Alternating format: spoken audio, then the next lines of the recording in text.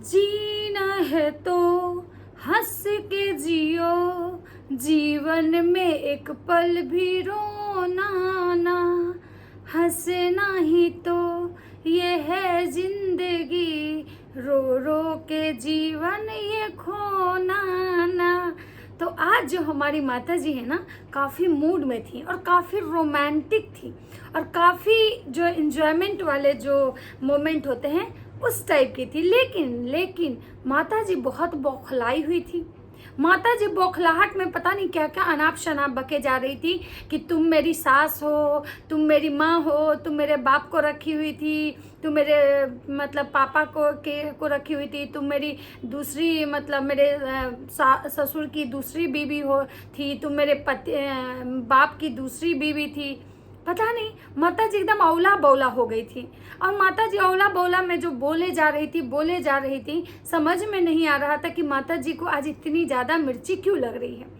माता जी को मिर्ची शायद इस बात से लग रही है क्योंकि मैंने भी उड़ती उड़ती खबर सुनी है कि भाई माता जी के जो पुराने राज थे ना वो बाहर आ रहे हैं। अब मैं उसको अफेयर तो नहीं कहूँगी, काहे कि भाई थोड़ा सा मतलब ये लगता है मुझे, तो मैं उसको अफेयर और चक्कर नहीं कहूँगी। लेकिन हाँ, मुझे ये पता चला है कि माता जी के कुछ ऐसे पुराने राज थे जो खुल के बाहर आ रहे हैं, मतलब राज परिवार के राज बाहर आ रहे हैं। और जब राज बाहर आता है ना तो इंसान बहुत बौखलाता है, इंसान को बहुत मिर्ची लगती है। और आज माता जी एक बात और बोल रही थी कि तुमको सब पता है, तुम ही जानती हो ज़्यादा, तुम ही को सबसे ज़्यादा पता है, तुमको भौंकना है, भौंकते रहो भौंकते रहो भौंकते रहो, हमको कोई परवाह नहीं पड़ता है, तुमको जितना भौंकना है भौंको, हम तो ऐसे लोगों का वीडियो भी देखने नहीं जाते हैं। तो माता जी एक बात बताइए, जब वीडियो देखने नहीं जाती हैं और जब भौंकने से आपको परवाह नहीं पड़ता है तो आप आके काहे भौंक रही हैं? जब आपको इन सब चीज़ों से कोई लेना देना नहीं है, जब इस बात में आपके अकॉर्डिंग सच्चाई नहीं है, जब सच्चाई है नहीं तो कोई कुछ भी बोलते रहे, उससे आपको काहे फर्क पड़ रहा है? आप काहे भौंकने लगी?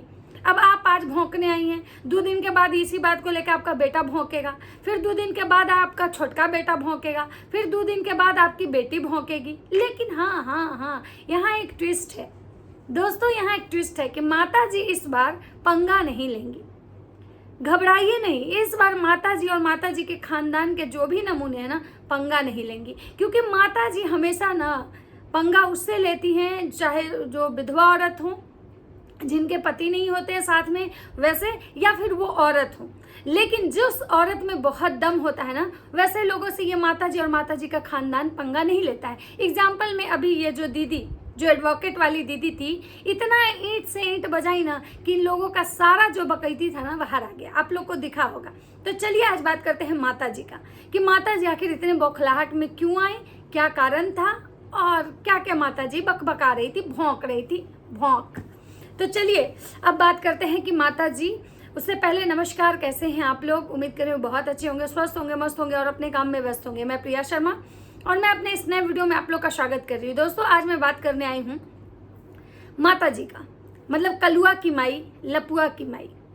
ये कलुआ लपुआ की जो माई है ना, ये तभी भौंकती हैं जब या तो इनके बात इनके बच्चे पे आता है या तो जब बात इन पे आता है। तो अभी बात जो है ना सो कॉल्ड माता जी पे है, और माता जी बहुत बौखलाहट में थी क्योंकि माता जी का शायद पुराना जो कर्मकांड था ना, जो चक्कर अफेयर, वो बाहर आ गया है। बहुत सारे ऐसे सेक्रेट राज जो है ना वो धीरे धीरे खुल रहे हैं, जिसे माता जी बौखला चुकी हैं। माता जी का कहना रहता है कि भाई पुरानी बातें लोग क्यों लेके आता है, पुरानी मुद्दे क्यों उठाता है, पुराना मुद्दा उठा के लोग ट्रोल करता है, पुराना मुद्दा उठा के लोग डॉलर बनाता है, डॉलर छापता है। पुरानी मुद्दा जिसमें चीज़ से कोई लेना देना नहीं है, वर्तमान में भविष्य का चीज़ आप लोग अभी ले आके काहे बात का बतंगड़ बनाते हैं, ये माता जी का कहना है। तो यहाँ पे कुछ एक बात है जो जरूरी की बात है, वो हम बात कर लेते हैं। अच्छा एक बात बताइए, जगत दीदी जो थी एक बार गलती की, एक बार जीवन में वो गलती की कि माता जी के बेटा को अपने चंगुल में फंसाई। माता एक शादीशुदा मर्द के साथ अफेयर स्टार्ट की, एक मतलब ऐसे मर्द के साथ जो मर्द की बीवी जिंदा थी, उसके घर में थी, और उसका घर तुड़वा के जगत औरत, जगत दीदी, जगत मंगेतर, जो कोई भी उनका नाम है, वो क्या की थी कि भाई ये वाला गलती की।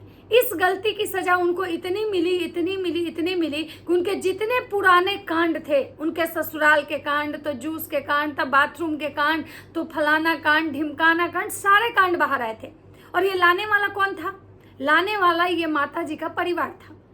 माता जी की बेटी, माता जी की बहू, माता जी खुद, माता जी के बेटे, सारे लोग यही कहते थे कि भाई अभी बहुत सारे ऐसे कांड हैं जो हम लोग को पता है, और वो सारे कांड एक एक करके ये लोग पब्लिक में ले आए।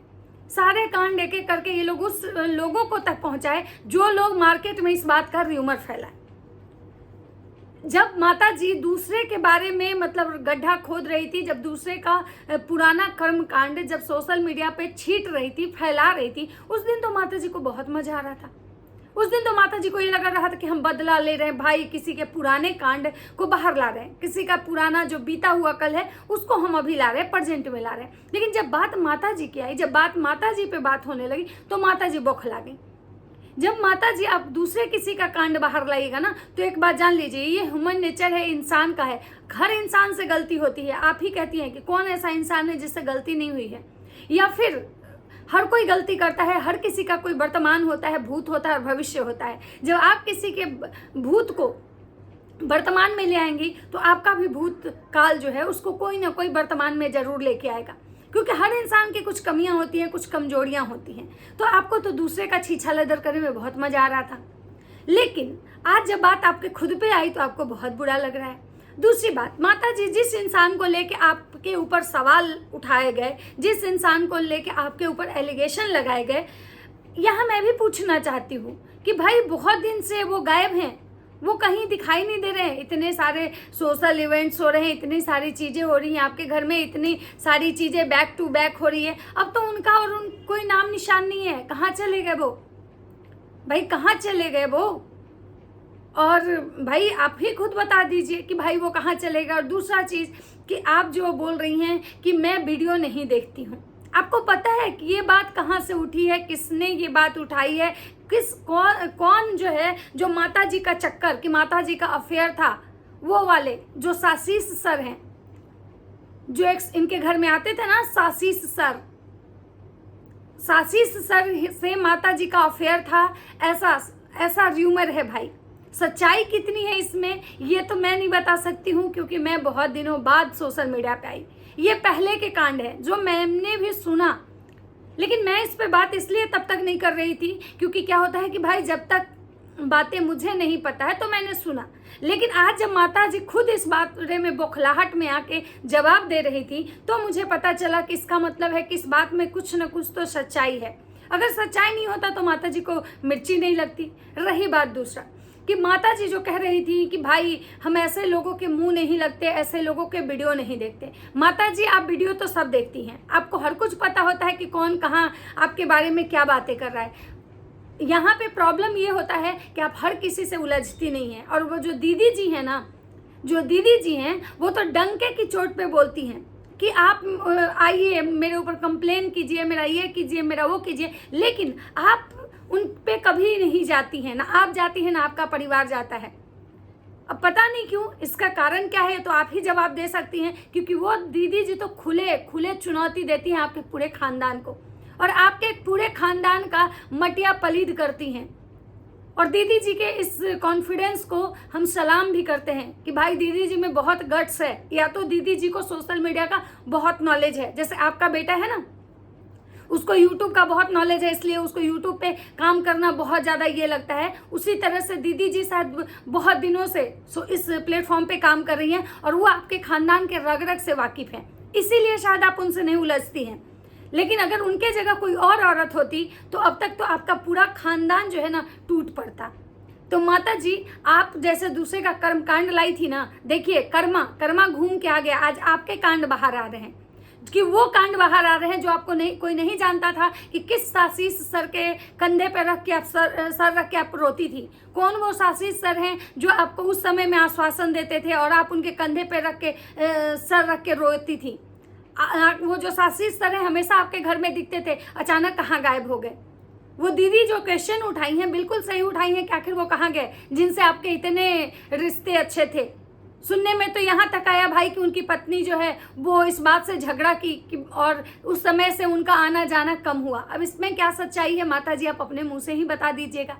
अब बात करते हैं कि माता जी को लगता है कि लोग हमारे श्रृंगार को देख के जलते हैं, लोग हमारे श्रृंगार को देख के जलते हैं, लोग हमारे पहनावा ओढ़ावा को देख के जलते हैं। धत माता जी आप क्या पहनती हैं, आप क्या श्रृंगार करती हैं? एगो किसी भी कलर का, रेड कलर का थुर के लिपस्टिक लगा ली, उसके बाद एगो बिंदी लगा ली, सिंदूर लगा ली, तो आप मतलब क्या श्रृंगार करती हैं? कौन सा ऐसा है जो जितना श्रृंगार आप करती हैं उतना श्रृंगार कौन नहीं करता है? रही बात पहनावे ओढ़ावे की, तो आज तक आप कोई भी ऐसी महंगी साड़ी बताइए कि आप खरीद के पहनी होंगी? आप मेसो का 400-500 का साड़ी पहनती हैं, आप जो साड़ी यूज़ करती हैं उसमें कौन सा ऐसा ब्रांड लगा हुआ है जो किसी के औकात से बाहर है, जो लोग आपको देख के जलेगा?